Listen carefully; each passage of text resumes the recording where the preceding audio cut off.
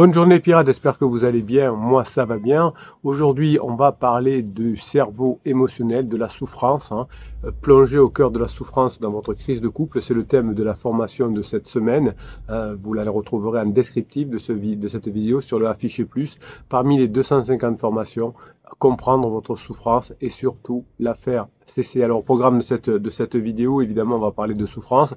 Je vous écris un compte pour essayer de vous mettre dans la tête qu'est-ce que ça pouvait être votre souffrance, mais aussi la souffrance que pourraient avoir vos enfants si vous vous séparez, c'est-à-dire si vous ne savez pas traiter la crise de couple. Vous aurez une réponse aux questions vers la fin de la vidéo et bien sûr ce que vous attendez le plus aussi après les questions, c'est le texte d'automotivation que je vous fais pour vous redonner la grinta quand vous n'avez pas, quand vous doutez, quand vous n'avez pas la bonne attitude, et bien vous remplacerez votre petite voix intérieure par le texte que je vous ai écrit, évidemment qui va vous éviter d'avoir ce fardeau invisible de la souffrance psychologique.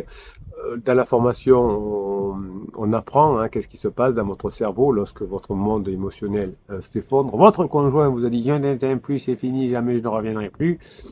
Eh bien, sachez que cette souffrance psychologique est bien normale, elle est invisible, mais elle va laisser des traces aussi profondes chez vous qu'une fracture ouverte. Effectivement, la souffrance psychologique que vous vivez, il faut la traiter puisqu'elle est souvent minimisée. Alors, pas par le capitaine, parce que moi je vous accompagne depuis 1999 et il y en a des milliers de pirates qui sont revenus ensemble et je sais combien ils ont souffert avant de revenir ensemble jusqu'à ce que décidément ils comprennent qu'ils aient le déclic, qu'ils se forment, qu'ils apprennent.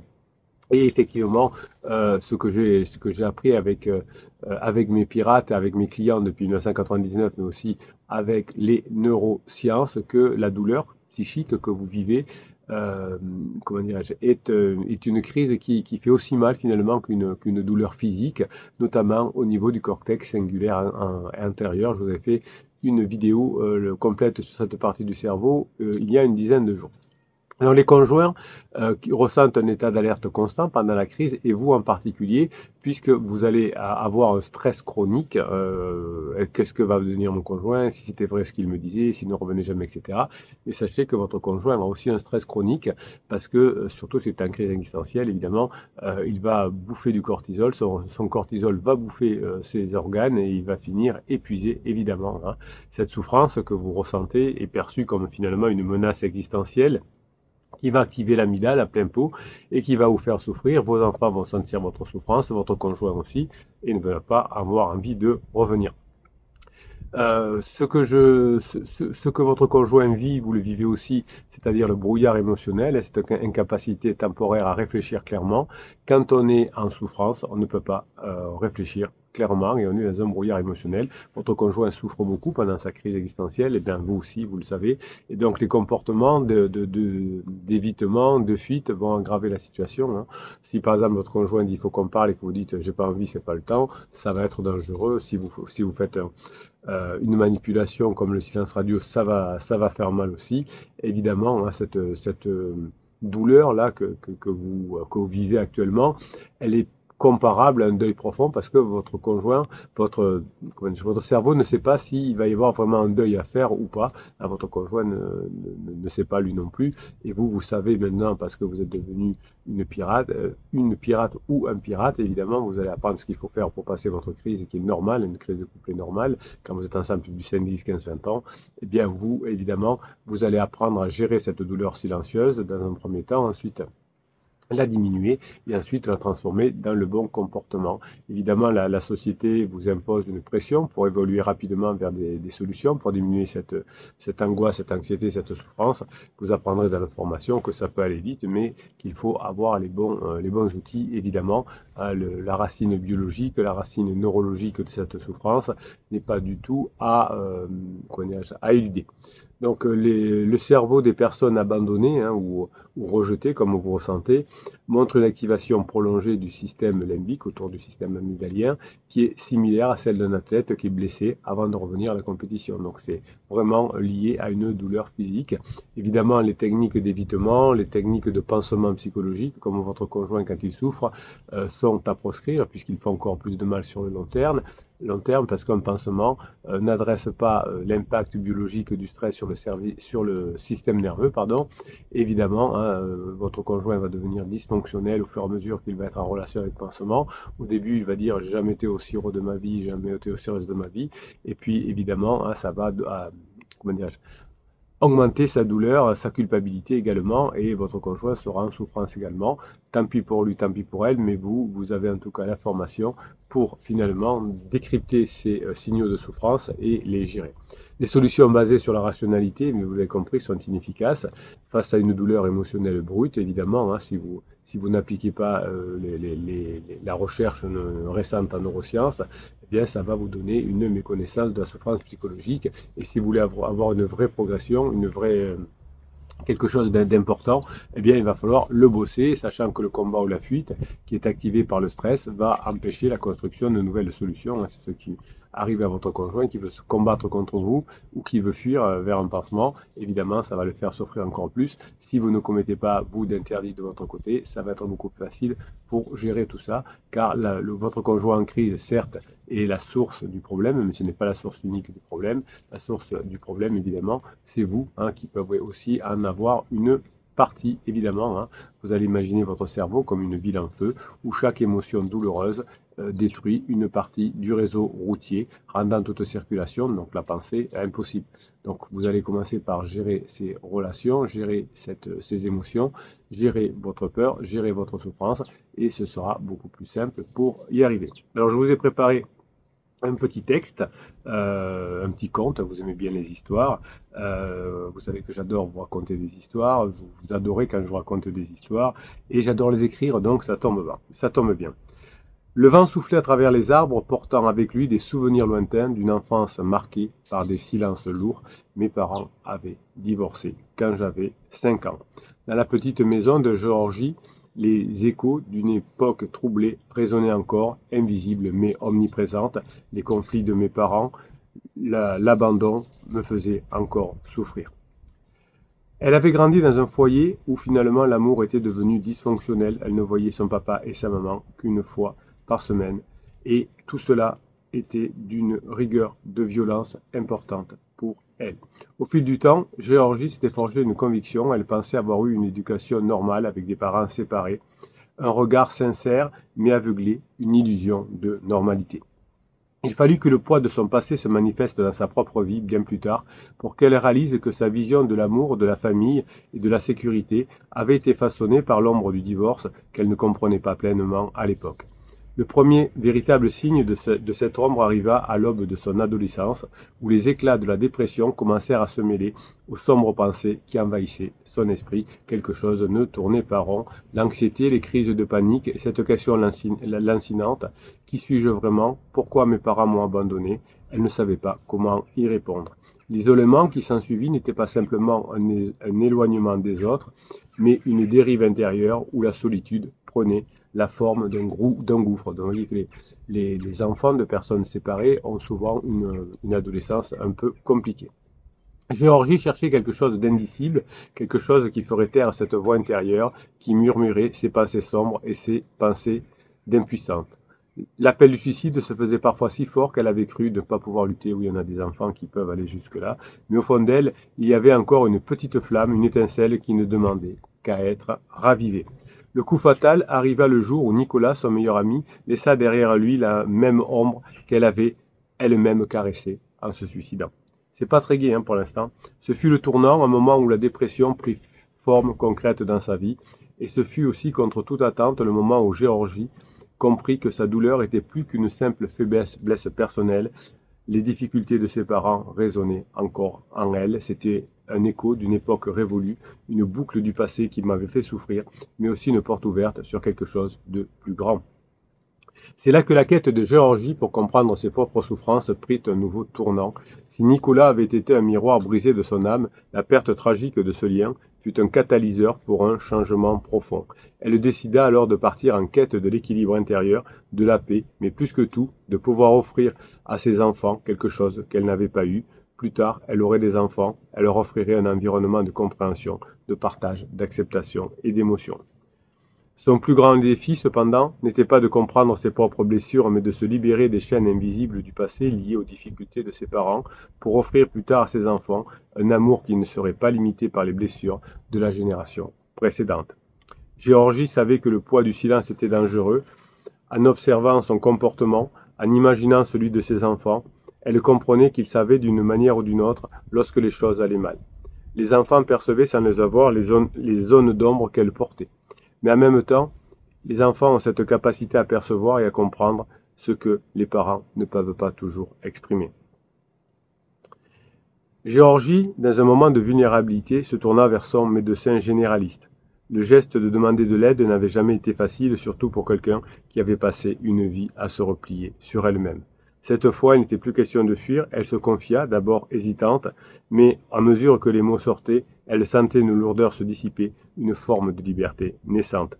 Cette première étape de guérison d'acceptation fut la clé, mais le véritable chemin de Géorgie ne résidait pas seulement dans les paroles échangées avec les autres.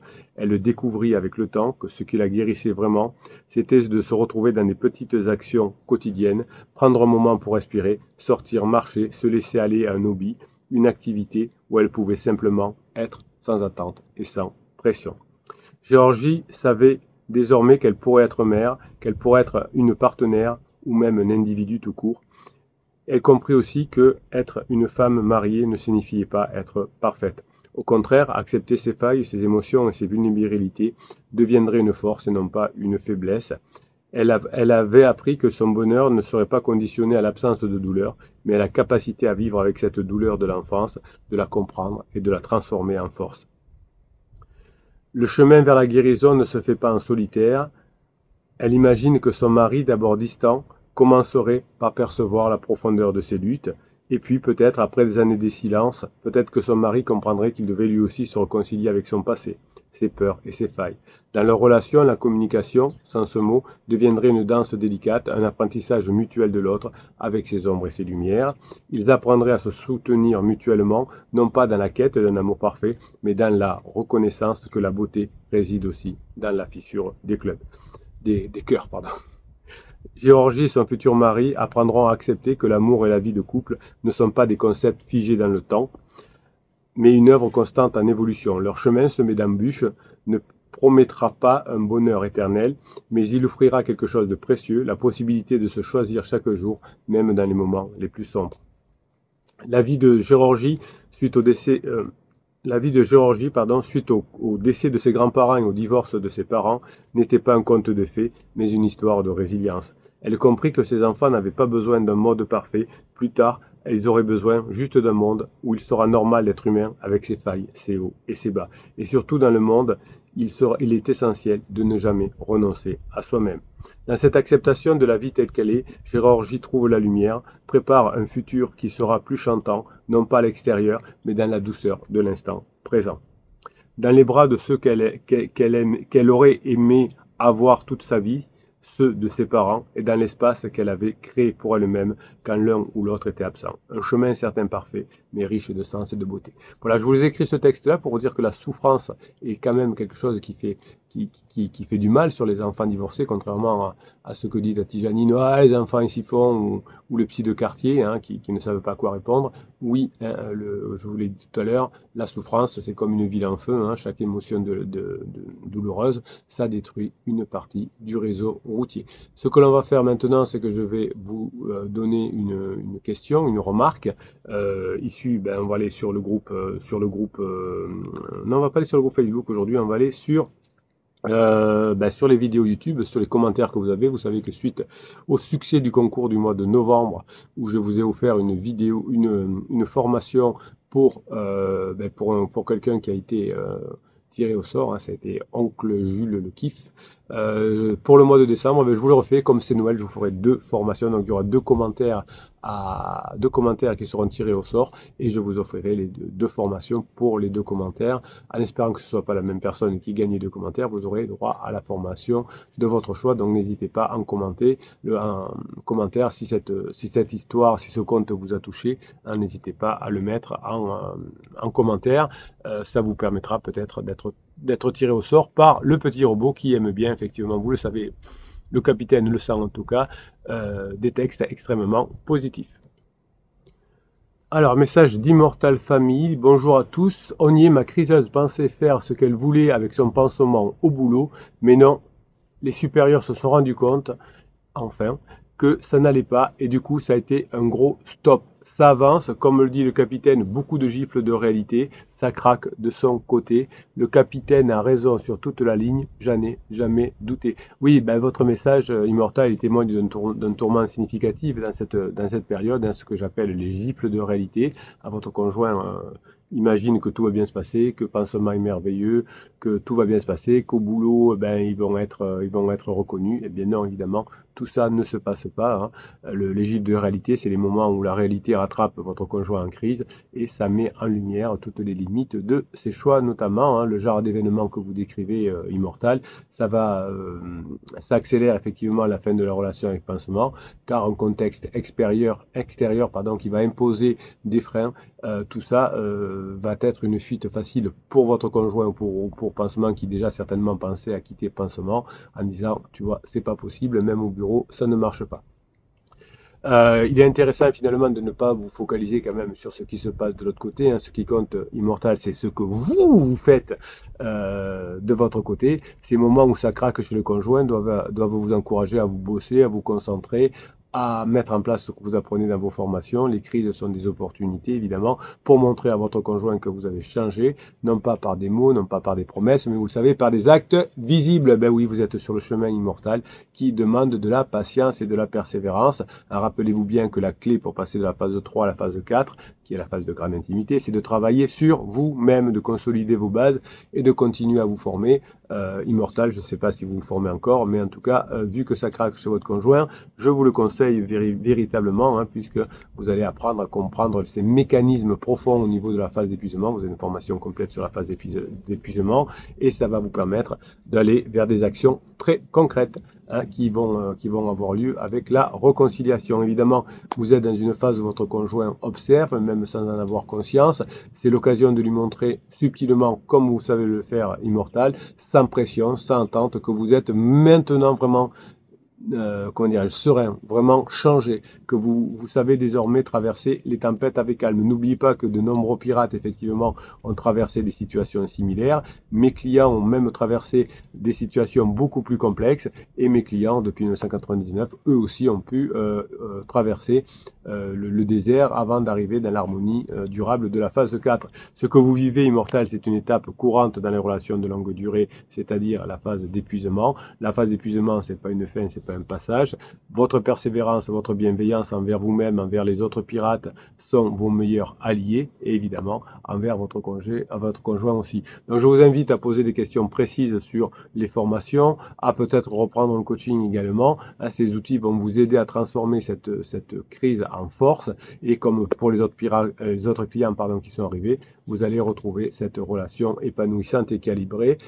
Comptez sur les autres clients, comptez sur la team des pirates, la team des clients qui est là tous les jours dans le groupe Facebook. Hein, alors Immortal le connaît puisqu'il écrit dans ce groupe aussi. Donc vous le retrouvez en descriptif de cette vidéo sur le affiché plus. Vous avez un lien, vous pouvez avoir le catalogue des 250 formations et des 6 types de coaching différents.